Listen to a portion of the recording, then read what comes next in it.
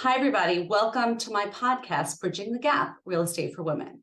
My mission is to help smart and interested women understand real estate as an asset class. To help me, I bring on awesome people who know a lot about real estate and a little bit about life. My guest today is Ash Patel, who has been investing in real estate for over 10 years and who hosts another great podcast. I think he calls it the best ever, so we'll have to debate about that. Ash, welcome to my show. How Hey, are you? I Atara. do love that name, the best ever. Do you think it's really the best ever? What do you think? I'm biased, but it's not my podcast. I'm just the host. My good friend Joe Fairless started that many years ago.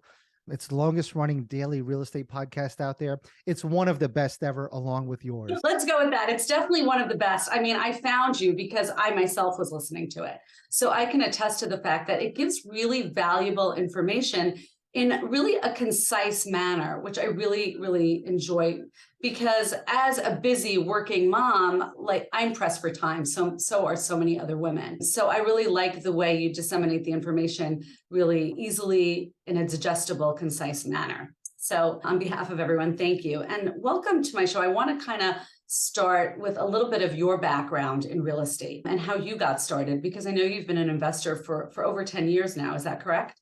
Correct. I got started by accident. I had a W-2 job for 15 years, went through the corporate grind, never enjoyed it, hated going to work, always had a side hustle. Real estate ended up being one of those side hustles that I fell in love with. First building was a mixed use project, college kids living above a grocery store that sold beer to college kids. And I was out there one weekend unclogging a tenant's toilet, look out the window, there's an entire HVAC company replacing rooftop units for the store. So in a panic, I go downstairs. I'm like, hey, I didn't authorize this. What's going on? And the store owner's like, look, our AC went out. We're just going to replace the whole system. And I'm blown away that they're doing it on their dime. And Atara, as I'm walking out, they stopped me and they said, hey, do you mind if we remodel the bathroom down here too? Blown away, right? I went home, and at the time I had just started an IT consulting company. I dropped everything that I was doing and became a full-time commercial real estate investor. So I invest in non-residential commercial, anything from office, warehouse, industrial, medical, land, ground up development, basically things that don't have showers, kids, and pets. Okay. It's so interesting because I think a lot of people who venture into real estate investing, whether passively or actively, but more actively, really start with the shower tub multifamily, right? Or the houses or the duplexes or the triplex. So it's interesting that you said, no, I don't want to start there. I want to go into more of the commercial space. And was that because you didn't want the hassle of dealing with tenants? Honestly, I think I got lucky in that I was exposed to both residential and commercial on my first property. If it wasn't for that, I might have followed the same playbook as everyone else, gone from single family to duplex to quad to 10 unit and hopefully bigger. But Right. I also don't think the same way a lot of other people do. And that's not always good. And often, in a lot of situations, I don't know what's going on when everyone else does, but it helps in that I think way differently. So maybe that out of the box thinking was in the back of my mind. Yeah, I'm sure that it was. And I think probably the experience that you detail right now of, somebody else is footing the bills became like super attractive because in residential, whenever there's a problem, you as the landlord are responsible, but that's actually not the case in a commercial space. Can you explain for our listeners a little bit about that? Yeah. And we're blown away, even to this day, many years later, that it's every time we have a tenant that puts money and time into our building. So historically, I've had salons that took a space with plywood floors, unfinished walls, and they put, 70, $80,000 into making it a beautiful salon. And if they ever leave, a lot of that, if not all, stays with the building, right? So your Right. tenants improve your property. I've got a restaurant right now doing a $150,000 improvement to my property. Now, granted, in some cases, you have to pay the tenant part of that money. So I'm giving them 70,000, but they're putting another 80 on top of that into the building, and everything they put in stays with the building. All the kitchen equipment, the fire suppression, the hood. We've had churches that have come into warehouses and they've done flooring and bathrooms on their dime. One of the most recent ones, a 10,000 square foot, basically a garage that this young lady, who's also a tenant in an office of mine, is making it into a boutique store. And she'll put $80,000-$90,000 into that of her money. So where residential tenants put wear and tear on your property, commercial tenants will improve it. Okay, and I think that's such an amazing point about commercial real estate. But talk to me a little bit about like the triple net lease. Explain to our listeners what that means, because I think a lot of people, when they think about commercial, they think the ideal tenant, right, is like a triple net lease tenant. And I think that actually, in the long run, you might be better off with a smaller tenant. So I'd like to hear about your opinion on that. And that's a great question. Let's debunk that myth about mailbox money. Everybody Right. assumes commercial real estate's triple net, mailbox money, passive income. And that's really not the case. Oftentimes, even with triple net leases, you could be responsible for the snow removal, all the repairs. Now, granted, you'll get reimbursed for those, but most triple nets are not true triple net, or you'll see them advertised as absolute triple net. A McDonald's, a Walgreens, a lot of those are typically what people assume a triple net to be, completely passive, right? Go live on an island, they'll mail your check there. But for the most part, a lot of triple nets are some degree of landlord responsibility and tenant responsibility. A lot of times you'll see if an HVAC unit needs to be replaced, landlord's responsibility. If it needs to be repaired, tenant's responsibility. Now, the more triple net, or if it's an absolute triple net property like a Starbucks, Walgreens, your cap rate is going to be in the 4s or 5s. You're not making money, right?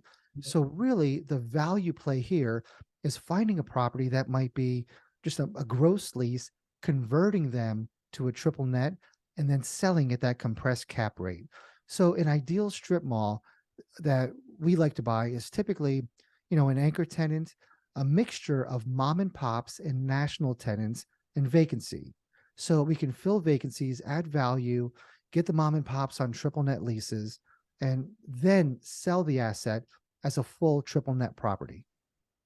Right, that actually makes so much sense. Also, another thing to be aware of, tell me if I'm wrong, because I haven't ventured much into the commercial space, but just from what I know, if you get a triple net anchor kind of tenant, it looks amazing, but in reality, you can't really raise their rent in the way that you would really like to. So they're there, but again, you're not really collecting and making that much on the rentals, and especially the rental potential for the rental increase. Is that true? And that's another great point. And in today's inflationary market, that's a detriment, right? So Right. your Starbucks, they're going to sign a 5 or 10-year lease, but they're going to have multiple renewals, potentially 20 years of renewals. Right. The Right. multifamily space, a lot of people have been able to raise rents 10, 15, 20% in those hot markets year over year. With commercial, they're often longer term leases, and each year's annual increase or each lease renewal is pre-negotiated and built in. So when you buy that triple net, there's really nowhere to go but down. And what Right. I mean by that is if Starbucks decides after 5 years they're leaving, you've lost over $1 million in value just from them leaving. I think that's something that people don't always understand about the triple net lease space. So I'm curious, what kind of returns? Do you bring in investors into your deals, or are you mostly joint venturing? What are you doing? We do. Our returns are so we'll pass on 15% cash on cash returns unless there's a huge upside beyond that. The very first deal that I syndicated was a year or two ago. We offered an 18% pref with a 30-70 split. So 30 goes to the LP, 70 goes to us. And this was a $5 million strip mall that we've now got valued at 7.5 million. There was so much meat on the bone that we can afford to give our investors a ton of upfront money in the way of an annual pref. And by the way, 1 year into that holding, we raised their pref from 18 to 22%. That's unreal. Are you It's still seeing those numbers though in this market? I'm curious. We are, but we no longer need to offer those astronomical returns because the market is paying 6 to 8% pref, 15 to 18% IRR. So Right. on our deals now, we'll either do a 10% debt deal or we'll do 8% pref and then either a 50-50 split or 30-70 and maybe a higher pref. It all depends on if we buy an asset where we're going to make most of the money on the sale, or if we buy an asset where the cash flow is just high and the sale price is going to reflect that, but it's not going to be astronomical. Okay. Have a preference, or are you kind of doing a mix of high cash flow, lower IRR? We'll find anything that we can make a lot of money on, whether it's upfront or at the end. And a good example of that is we bought a triple net strip mall from the developer as he was building it, and he had leases signed. It still wasn't built. We bought it from him before the tenants moved in. And the reason for that was in his leases, they're all 5 years, they're all triple net, but there's no renewals, which was crazy. It doesn't make sense, right? But Yeah, the developer is not a real estate investor. He's a developer, just wants to right. get great tenants into his building. So, in 5 years, we'll be able to raise these rents to market prices because these restaurants and salons and boutique stores, they'll have an established clientele. And there's so Right. much development going on around them. This is in a suburb of Atlanta. So we'll hit the home run in year 5. But initial cash flows were 12% year 1, and they go up 2% a year. Well, that's still, like, you say that as though that's not an amazing thing. But in this market, Yeah, that's but actually fantastic. we would not have done that deal if the leases had renewals in them. There wouldn't be enough Okay. upside. This was a needle in a haystack to find triple net leases with nobody having renewals.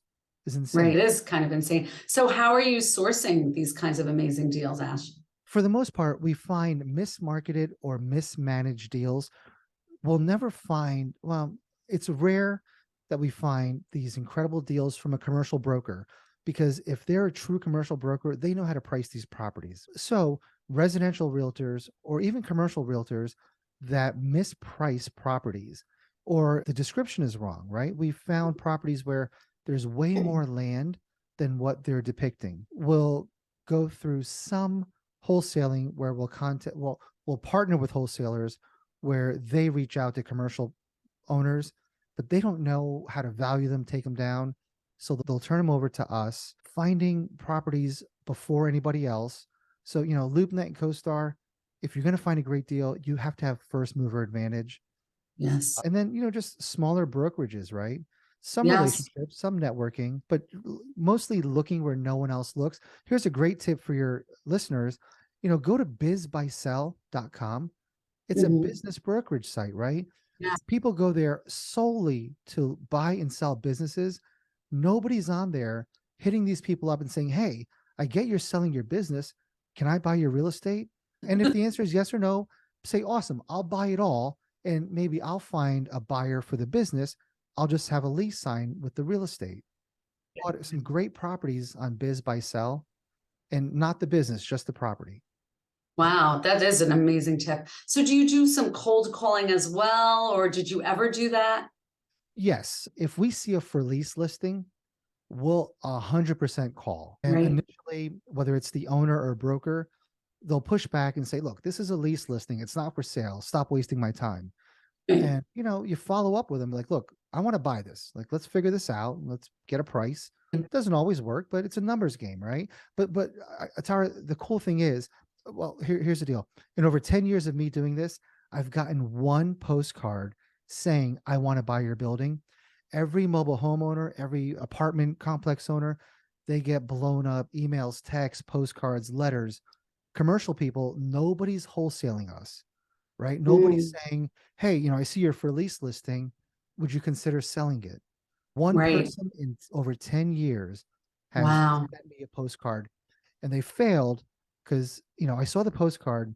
I dismissed it. I was kind of impressed, but I dismissed it. And then later on that night, I thought, this property isn't doing much for me.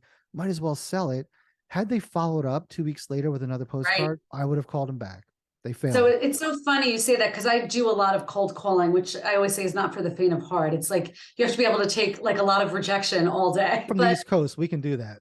yeah, I can do it. But I think that persistence really is the key. Follow through and persistence in, you walk a fine line. You don't want to be annoying because then people don't like you and certainly won't respond to you. But if you can find that nice way of just reaching out consistently to the same person, establishing a relationship, you will be able to make an inroad because everything is for sale. That's the truth. Yeah, I want to go back and fix one of my answers to your questions. Do you Okay. find, or did you cold call, and how do you find deals? So Right. today, I really don't have time to find deals, but I've trained enough people to find the deals for me, right? In the first probably 6, 7 years, I would spend hours looking for every commercial property that came online in a 100-mile radius, right? Oh, So, I mean, I put in the 10,000 hours looking for right. deals, and that's how I found most of my deals the first 5, 6, 7 years, is by just incessantly looking for every commercial property that came online. You see, I'm so glad you went back to that point because I think that's so important for everyone to remember.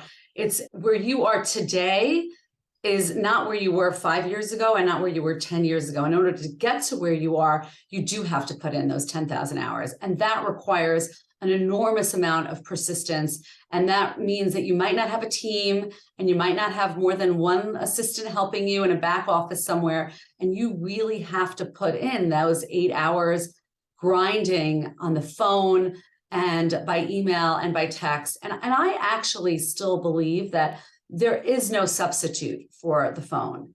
The postcard, like you said, the postcard, you might have tossed it, but somebody on the phone who then follow ups with you again 3 weeks later, a month later, 6 weeks later, that really makes an impact.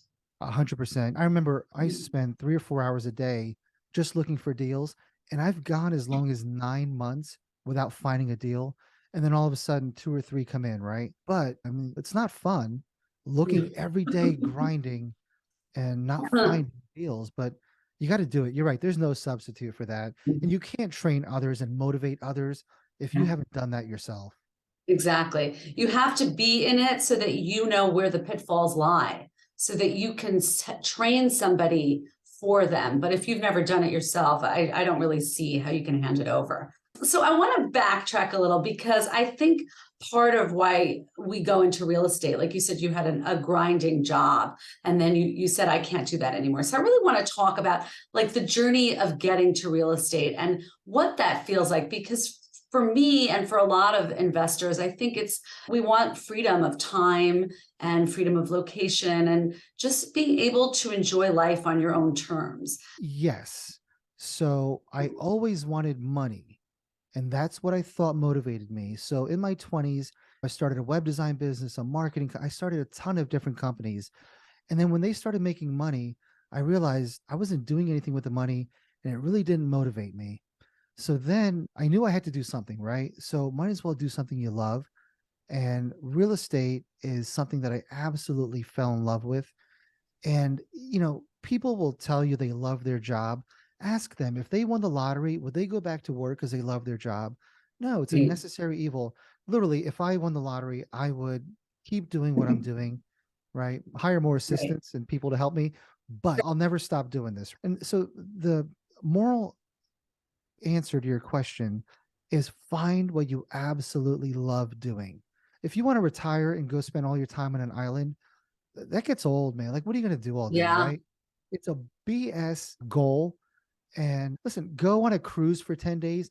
You'll be miserable wanting to get off this ship, right? So you got to find something that you absolutely love. And look, it could be playing in a band, it could be DJing, Right. it could be, real estate, Right. whatever it is, but you got to find your true passion. As Yeah. cliche as that I is, think that's so true. It's interesting that you say that because I think a lot of people say, oh, when I retire, like I'm going to travel.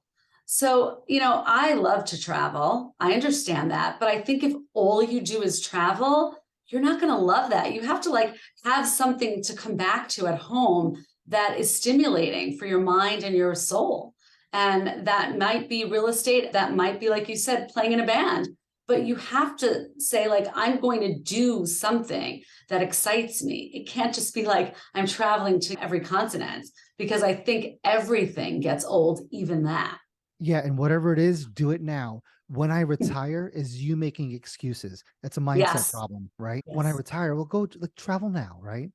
Do a Yeah. little bit now and have that motivate you because you want to Mm. do more of it because you love it and find a way to make that happen. Yes, agreed. So let's be a little specific because sometimes when I tell people, oh, I feel passionately about real estate, they kind of look at me quizzically, like, what does that mean? Buildings? What do you mean by that? So I'm going to throw that question to you. Like, what about real estate makes you feel passionately? One, my wife will tell you that I'm very passionate about it because as soon as anybody mentions anything with real estate, ears go up and there goes the night.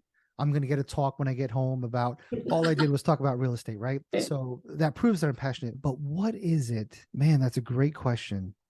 I think it's finding a deal and putting it together before anybody else. That's the win, right? Making the Yes. money on the back end, again, it's just money that gets moved around. But knowing that you found something, beat everyone else in the market to it, or you turned it around and made Yes. something great, but then all the businesses that benefited throughout the process, right?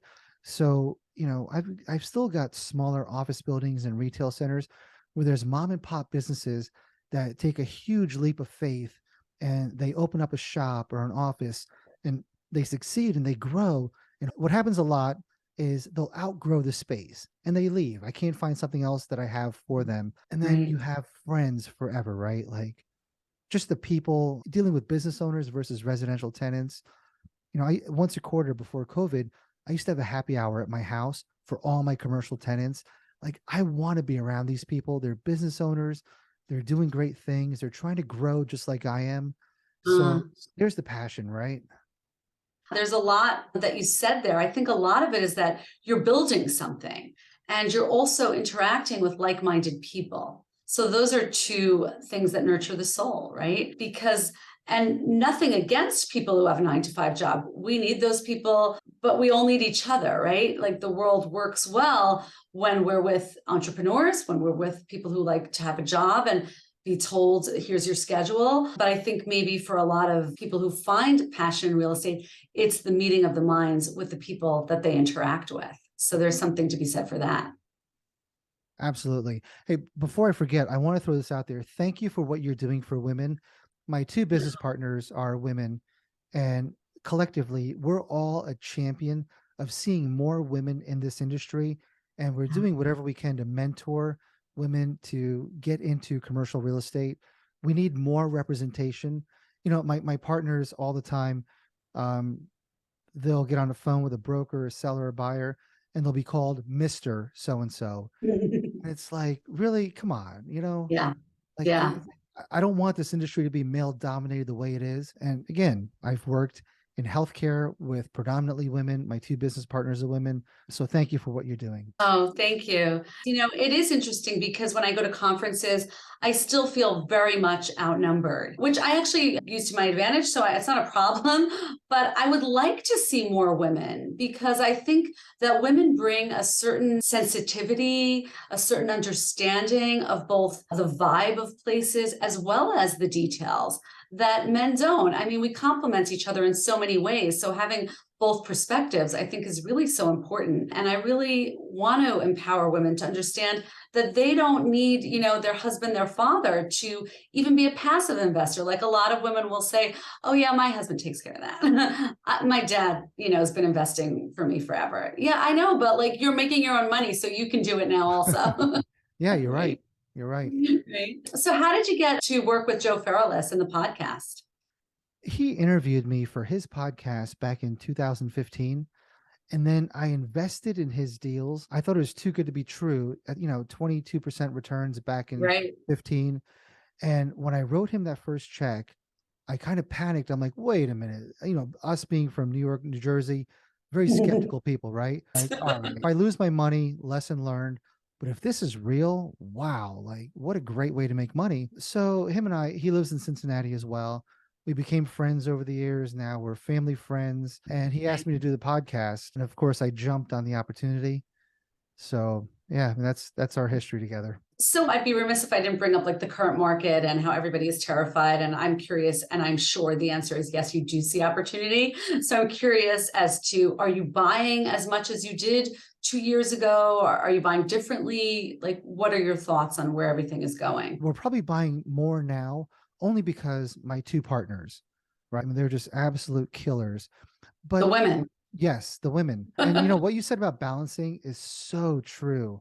Mostly they balance me out, but there's times where we'll balance each other out. And just having that dynamic is so good. So, and they're actually both family members. One's my sister-in-law and one's a childhood friend. It's phenomenal. In terms of today's market, yes, we're buying, but we're stress testing every deal way more heavily than we would have in the past, Right. right? And all your listeners, you got to do the same thing. Anticipate rates going up, Right. anticipate vacancies rising, just anticipate a lot of economic headwinds. And unfortunately, we hear a lot of this from finance people and real estate people. Yeah, don't worry, rates will come down in 2024. The market will be back, it'll be thriving again in 2024 and 25. No one knows that. Right. Historically, the trends don't tell you that. So just stress test every deal way more than you would have in the past. Be very cognizant of losing other people's money. I'm so happy you just said that because I think, everyone rode such a wonderful wave in the last several years. It didn't take a genius to do well in real estate and to bring in investors who were like thrilled with you because everyone was getting great returns. But I think now sponsors, investors really have to be more cognizant that these are people's hard-earned money. I take that very seriously. I'm sure you, but I've heard a lot of investors say to me, I was promised these returns and unfortunately, now I'm not getting anything. And I understand that market conditions have changed, but I think going forward, as a sponsor, you really have to make sure that you are stress sensitivity testing all the time in your underwriting so that you're getting it right more than you're getting it wrong. Yeah, it's incredibly important. And be patient. If you are a newer investor syndicator, there's going to be a lot of opportunities on the horizon. So be Right. patient. If you are experienced and you've got a big syndication machine that you've got to keep feeding, that's where you got to do your stress testing, right? Be Right. afraid to downsize a little bit. You might not have to do 5 or 6 deals a year if you can't make them work. And if you're not 100% sure about the deal, pass on it and wait for the next one. Yeah. Don't Never be lose one. desperate for the deal, right? Absolutely. Because that's Yeah, when you don't make mistakes. yeah, don't feel pressure, don't get emotion. And not much different than stock market investing. If you want to be disciplined, write down where you're going to enter and exit each trade that you make. Do the same thing for your real estate investments. Write down the metrics that you consider to be a good deal and don't stray from them. I love that. I think that's great advice. So, are you seeing, because I know in residential, and I'm curious if it's the same in commercial space, I think sellers are still not realistic as to where the market is going. And they haven't kind of understood yet that, rates are really up, which makes deals much harder to work. Are you seeing the same thing in the commercial space? Yeah, 100%. You just have to get a lot more creative. Find those people that want to sell and they're happy with getting a decent return. They don't have to get the top of the market return. But yeah, there's such a discrepancy right now. People still think their properties are worth what they were 2 years ago. But when you find somebody with a little bit of pain, they've got some vacancies, they want to retire, they've got a partner who's not producing, find those properties. And it's again, deal by deal, right? But yeah, it's quite difficult to find deals. On the flip side, we love the office space, right? Everybody hates office. I, Right. th- I think people are going to come back to work as soon as the economy gets a little bit worse. Right Right. now, employees seem to have the upper hand. College Right. grads can go into an interview saying, "Look, I'm going to work 4 days a week and I'm working from home." And Right. employers don't have a lot of choice, but that's shifting. So I think Yes. offices will be back in session soon. I think that's true. And it's always a good idea to buy when no one else wants to buy. So if people don't want office space, well, that's probably a good opportunity for people like you who are in this space and want to buy because no one else does. 100%. And right now, look, actually, for the last several years, everybody's gone to multifamily. Now everybody's going to RV parks, mobile home Right. parks. self-storage, they're buying laundromats, they're buying car washes. Okay, that's great. Those are all going to compress and, there's low barrier to entries. Find those niches that there's not a lot of people in, not a lot of Right. competition. And then I guess you have to learn what you're good at and figure that out. And you can be in a space that's heavily populated if you can find a niche within that space to do better than others, whatever that is. It's different for everyone. Yeah, 100%. Well, Ash, thank you so much for coming on my show. I've been a long admirer of you, so I'm really happy to have you. And this was a great conversation for me. I'm sure everyone else learned from you as well. Thank you so much. This was an incredible conversation. Thank you so much for your time. You are Yeah, awesome. oh, same, right back at you. Bye-bye.